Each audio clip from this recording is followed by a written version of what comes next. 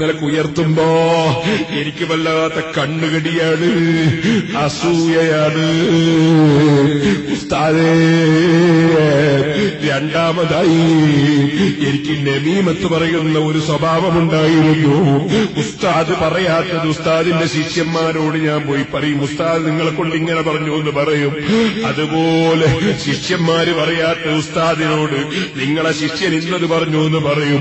വാസ്തവത്തിൽ ഞാൻ ഏഷണി ഉണ്ടാക്കിയിട്ട് ഉസ്താദിന്റെ മുമ്പിൽ എനിക്ക് സ്വന്തം ആളാകണം, ഉസ്താദിന്റെ സ്വന്തം ആള് ഞാനാകണം, മറ്റുള്ള ശിഷ്യന്മാരോടൊക്കെ ഉസ്താദിനെ അകൽച്ചയാകണം. അതിനിങ്ങനെ ഏഷണി പറയുന്ന സ്വഭാവമാണ് എനിക്ക്. അതും എന്നെ എനിക്ക് അബദ്ധത്തിൽ വരാൻ കാരണമായി പോയി. മൂന്നാമതായി ഉസ്താദേ, എനിക്കൊരു രോഗമുണ്ടായിരുന്നു. ആ രോഗത്തിന്റെ ശമനത്തിന് വേണ്ടി ഒരു ഡോക്ടർ ഒരു ദിവസം ഒരു കുപ്പി കള്ളു കുടിക്കണം, ഒരു കോപ്പ കള്ളു കുടിക്കണമെന്ന് പറഞ്ഞു. രോഗം മാറട്ടെ എന്ന് മനസ്സിലാക്കി ഞാൻ ഒരു കോപ്പ കള്ളു ദിവസേന കുടിച്ചു. ഈ 3 കാരണത്താൽ ഉസ്താദ് തന്നെ സമീപത്ത് വന്ന് യാസീനോദൊന്നും വേണ്ടാന്നാണ് പറയാൻ എനിക്ക് തോന്നിയത്. ലാ ഇലാഹ ഇല്ലല്ലാഹ് ചൊല്ലിപ്പെടുമ്പോ ഞാനതിൽ രാജിവെച്ചു എന്നാണ് ഞാൻ പറഞ്ഞത്. ഞാൻ അഫ്രായിച്ചു. സഹോദരന്മാരെ, അല്ലാഹ് നമ്മളെ കൽബിൽ തന്ന ഈമാനിന്റെ വെളിച്ചമില്ലേ, അത് പണം കൊടുത്താ കിട്ടൂല, അധികാരം കൊണ്ട് നേടൂല. അതുകൊണ്ട് തന്നെ ഈമാൻ തെറ്റിപ്പോകാതിരിക്കാൻ ആവശ്യമില്ലാത്ത ഒരൊറ്റ സംസാരത്തിലും കടന്നു പോകണ്ട. അല്ലാഹ് ബഹുമാനിച്ച ഒന്നിനെയും നിസ്സാരപ്പെടുത്തണ്ട.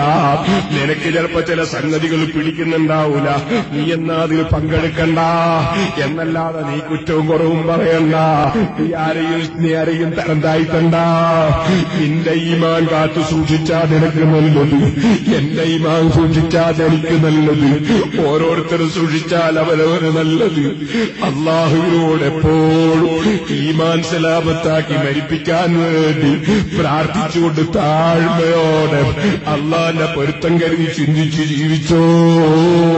റസൂലുള്ളാഹിന്റെ കുടുംബത്തെ പ്രിയം വെച്ചോ, ആലിമീങ്ങളെ ആദരിച്ചോ. വിവരമില്ലാതെ നീ മതം പറയണ്ട.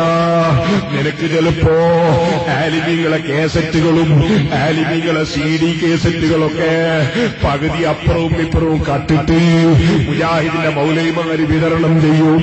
എന്നിട്ടതാ പേരോടങ്ങനെ പറഞ്ഞു, കാന്തപുരം ഇങ്ങനെ പറഞ്ഞു എന്ന് പറഞ്ഞു. അതാ അവരെ പ്രസംഗത്തിന്റെ കേസറ്റുകൾ അപ്പുറവും ഇപ്പുറവും കട്ടിട്ട് ഇതിന്റെ മുമ്പിൽ ഹാജരാക്കും. നീ മനസ്സിലാക്കുമെന്ന പേരോട് പറ്റിച്ചു, കാന്തപുരം പറ്റിച്ചു. പോരെ, നിന്നെ പറ്റിയിട്ട് ഞങ്ങൾക്ക് എവിടെ പോകാനാ?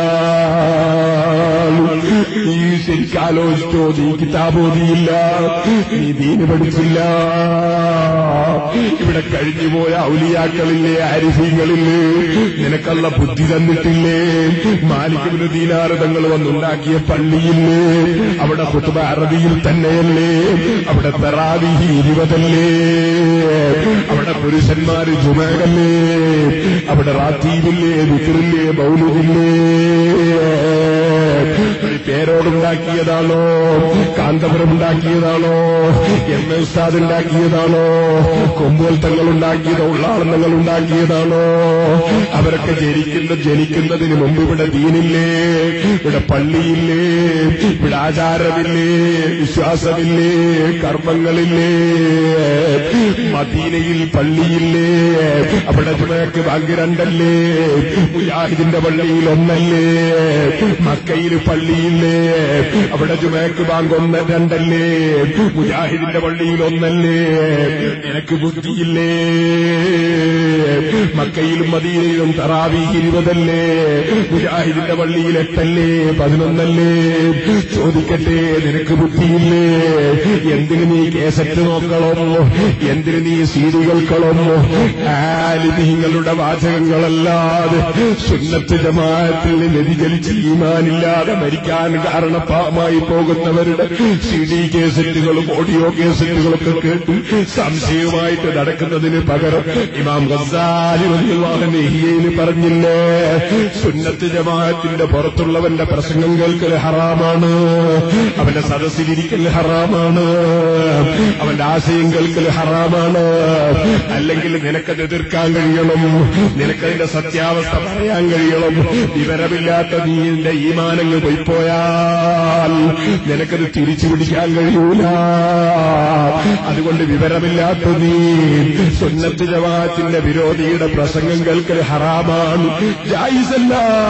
ഇമാം ഗസാലി തങ്ങൾ പറഞ്ഞില്ലേ, അത് ഖുർആനിൽ ആയത്ത് തെളിവുദ്ധരിച്ചുകൊണ്ട് ഇന്ത്യയിൽ പറഞ്ഞില്ലേ, അത് പേരോട് ജനിക്കുന്നതിന്റെ 800ഓളം കൊല്ലങ്ങൾക്ക് മുമ്പ് ഇമാം ഗസാലി രചിച്ചതല്ലേ. അതുകൊണ്ട് സുന്നത്ത് ജമാഅത്ത് മുറുകെ പിടിച്ച് അള്ളാനെ ഭയപ്പെട്ട് മരിക്കുന്ന സമയത്ത് അള്ളാഹ് മനസ്സിൽ തന്ന ഈമാനിന്റെ ലൈറ്റ് അണഞ്ഞു പോകാൻ, ഈമാനിന്റെ വെളിച്ചത്തോടെ മരിക്കാൻ ശ്രമിച്ചോ മുസ്ലിമേ. അതില്ലെങ്കിൽ നിന്റെ ഒന്നും ഫലവത്തല്ല. മഹശ്ശറോ 50,000 കൊല്ലം ഒരേ നൃത്തം, അതിനുശേഷം നരകവും സ്വർഗവും തീർച്ചയില്ല. ആ ലോകം നശിപ്പിച്ചിട്ട് ഇവിടെ നിന്റെ ഫാഷനും പരിഷ്കാരവും പണവും ഒന്നുകൊണ്ടും കാര്യമില്ല.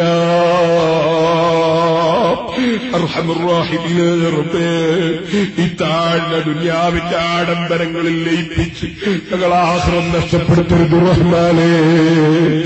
ഈമാൻ സലാമത്താക്കി മരിപ്പിക്കണം റഹ്മാനേ. ആമീൻ ബിറഹ്മതിക യാ അർഹമർ റഹീമീൻ.